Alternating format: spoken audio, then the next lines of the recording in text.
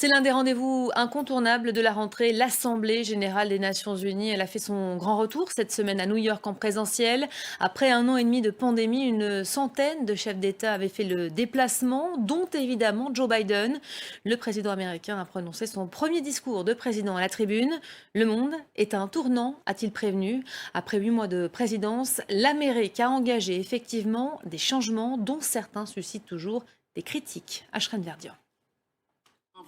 À la tribune des Nations Unies, Joe Biden l'assure, il ne compte pas se lancer dans une croisade contre la Chine. We'll stand up for our allies and our friends and oppose attempts by stronger countries to dominate weaker ones. But we're not seeking, say it again, we are not seeking a new Cold War or a world divided into rigid blocs. Pourtant, les États-Unis affirment vouloir participer avec vigueur à la compétition. Si Pékin n'a pas été directement cité dans ce discours, la puissance rivale est clairement identifiable. C'est aussi dans cet esprit qu'a été conclu le pacte de sécurité dans l'Indo-Pacifique avec le Royaume-Uni et l'Australie. Surnommé AUKUS, il a pour principal objectif de contrer Pékin. Une nouvelle alliance au détriment de la France qui a perdu à cette occasion un gigantesque contrat de sous-marins commandé par Canberra. La France s'est sentie trahie. Washington a tenté tant bien que mal d'arrondir les angles.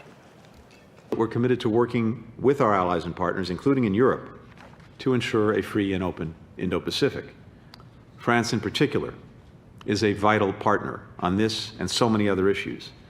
Mais ce sont les intérêts des États-Unis qui passent avant tout. Autre exemple récent, le retrait chaotique d'Afghanistan et le retour au pouvoir des talibans après 20 ans de présence militaire américaine.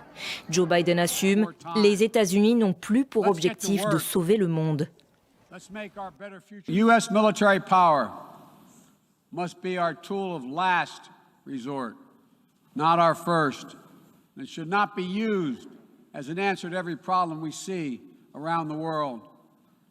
Joe Biden entend y substituer une offensive diplomatique sur plusieurs fronts, parmi eux l'accord sur le nucléaire iranien, dans lequel Washington promet de revenir si Téhéran fait de même.